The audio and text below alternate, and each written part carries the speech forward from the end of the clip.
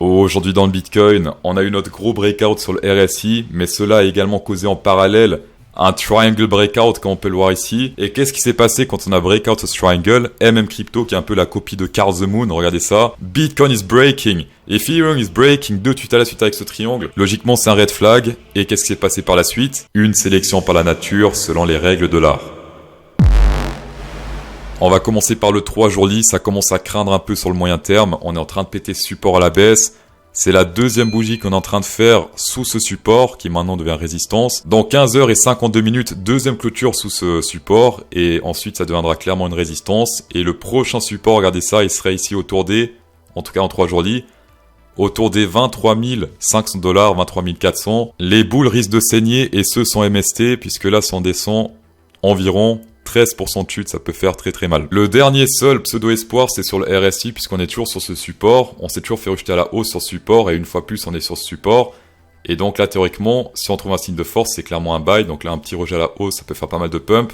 Mais si on fait également une clôture ici, sous ce RSI, sous ce support, là, clairement, ça sera tous les red flags possibles. En journée, en daily, ce range qu'on regarde depuis pas mal de jours, une fois plus, on se fait rejeter à la baisse par le centre de ce range. On se fait également rejeter à la baisse, regardez bien, par le EMA 50, on l'a pété à la baisse ici, depuis c'est une résistance, l'EMA 50 c'est le truc orange, ici un rejet, ici également un nouveau rejet, on n'arrive plus à le péter à la hausse malheureusement. Une fois de plus je tiens à rappeler ce gros trou qu'on a ici de volume, puisque là, entre les plus ou moins 26 570 et les 25 000, plus ou moins cette zone là, on a que dalle. Donc si on descend dans cette zone, si on fait une clôture dans cette zone, ça peut aller très rapidement pour aller jusqu'au 25K plus ou moins, cette zone de support qu'on a autour des 25K. S'il y a des gens parmi vous qui souhaitent shorter ça, est-ce que le risque récompense est correct?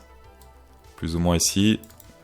On est sur un 1,81, pourquoi pas mettre l'entrée un petit peu plus haut comme ça, pour être sur un 2. Le stop loss, vous le mettez sur le EMA 50, c'est la grosse résistance de ce pseudo bear market depuis quelques jours. Également, faites gaffe à la sélection naturelle sur le Bitcoin, pour l'instant c'est clairement plus intéressant au sud. Sur le court terme, on peut voir qu'il y a des petits trucs ici vers les 26 000, 27 000, un petit pic dans cette zone. Mais ensuite, pour du plus long terme, clairement ici, zone intéressante autour des, comme on a vu avant, environ 25K, même plus bas, 24 700 et 24 344. D'ailleurs, est-ce que des gens se rappellent de ce Head and Shoulders bearish? Pour l'instant, il est toujours pas annulé, puisque là, on a le Shoulders, le Head and Shoulders, et on n'a toujours pas pété la neckline à la hausse. On l'a retesté, mais pas de pétage. Et je rappelle que la target de ce Head and Shoulders, qui est plutôt grand, est autour des 24 000 $. Et là, vous allez me dire, ouais, mais CryptoSauce, pourquoi tu trades les Head and Shoulders maintenant? Je trade en grand time frame, pas en petit time frame. Pourquoi ça? Parce que les débutants ne tradent pas en grand time frame. Ils sont pas assez patients pour ça. Et même s'ils le tradent, hop, on reteste ici. Ah non, ça va pas atteindre sa target, ça a remonté. Ah si, ah non, ça va pas atteindre, et ainsi de suite. Et ensuite, ils sortent progressivement de leur position. Comme on peut le constater, CryptoSauce est patient, son trade est toujours présent. Même moi, je pensais que ça allait être plus rapide pour atteindre la fameuse target des 25K. On attendra un peu. En fort, Hour Candle, c'est le paradis des range traders. Pour l'instant, on est sur le bottom de ce range. On est également sur une sorte de support sur le RSI qui fait également office de bottom ici en rouge. Vu que la tendance est baissière, c'est moins risqué de faire des shorts que des longs. Par exemple ici, hop, ça monte légèrement ou c'est tout droit. Là, ça monte légèrement. Divergence bear, on peut shorter. Là également, divergence bear sur le VMC, on peut shorter. Là, il n'y a pas de divergence bear puisque ça monte sur les deux. Là, ça monte également pas de short, mais c'est pas grave, on a fait deux jolis shorts ici dans ce range. Les divergences boules, vous pouvez tenter, mais c'est plus risqué, puisque la tendance est baissière, c'est de la contre-tendance. Pour l'instant, on peut voir que les whales sont toujours en train d'acheter, les dauphins sont également en train d'acheter, ils vendent légèrement, mais pas beaucoup. Tout le monde vend ici, sauf les plus grands. C'est un peu suspect, tout ça. Quand je disais que ce range permettait de exit le marché, c'est toujours le cas, puisque là, ça continue à descendre chez les spots, donc les spots quittent ce range. Et là, on est sur un nouveau plus bas sur tout ce range. On n'a jamais été aussi bas chez les spots durant tout ce range. Et pourtant, on n'est pas sur un plus bas creux ici dans le range. On a un petit pic ici, c'était hier après l'annonce de Crypto et Carl the Moon avec ce triangle. Mais ensuite, avec ce Dead Cat Pound, on appelle ça, les market makers, ils ont profité pour exit scam. On va passer au giveaway pour fêter le nouveau partenariat avec BingX. Alors pour ceux qui connaissent pas BingX, vous allez me dire, ouais, CryptoSauce, un nouvel exchange random où tu peux trader des cryptos. Oui, mais non, jeune homme, puisque sur BingX, on peut trader également les marchés traditionnels, les métaux, les indices, le Forex, le stock market, Tesla, Amazon, tout ça, on peut trader sur BingX. Tout ça à partir de nos USDT, et par exemple le SP500 qui est là, qu'on voit très souvent dans mes vidéos, eh bien on peut le trader également sur BingX. Et pour info, BingX est régulé en Europe, au Canada, aux USA et en Australie. Donc c'est pas des rigolos. Et ils ont également bien sûr leur Proof of Reserve. Ici on peut voir qu'ils ont toutes leurs réserves à plus de 100%, 130, 137, 121, 181, même sur l'USDC. Je dis giveaway parce qu'il y a zéro condition, pas de premier dépôt, pas de KYC, rien. Vous aurez tous 100 $ qui seront offerts, un bonus de 100 $ que vous pouvez trader. La seule condition de ce trade, c'est que vous pouvez pas faire plus que levier de 10. Et la deuxième condition, c'est que ça doit être un scalp, donc un trade sur le court terme, maximum 24 heures.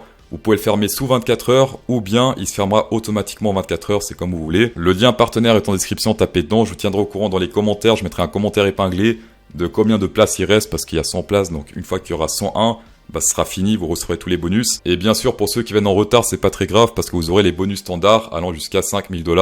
Overhand BingX, et ça rimait pas mal, j'ai l'impression. On va passer sur le bonus Nasdaq 100 qu'on peut trader sur BingX. En weekly, en semaine, si on prend le Fibonacci, on prend du top et le bottom.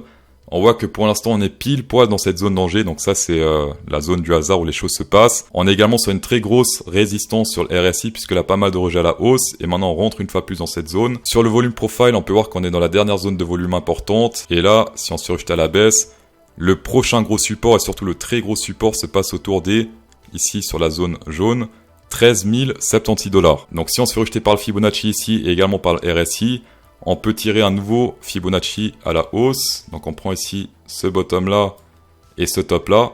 Et là on aura les targets. Première target c'est 13 089. Stop loss bah, c'est juste au-dessus du rouge. Deuxième target, j'aime pas trop trader 0,5 mais 0,58 j'aime bien. Donc 12 581.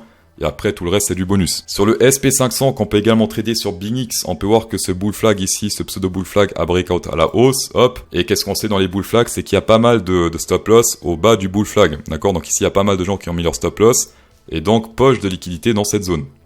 Également une compression sur le RSI. Et si on breakout à la baisse ici, bah, poche de liquidité en sueur. Sur le dollar index, est-ce que ma target a été atteinte? Je rappelle que si le dollar monte, c'est pas très bon pour le Bitcoin. Et là, ça se fait ressentir un peu. Si on teste ce niveau, rejet également sur le RSI. Hop, ici, ça peut être un short intéressant à prendre. Pour l'instant, c'est pas encore le cas. On n'oublie pas que ce soir à 20h, c'est la minute de la fête. Donc, attention à vos positions.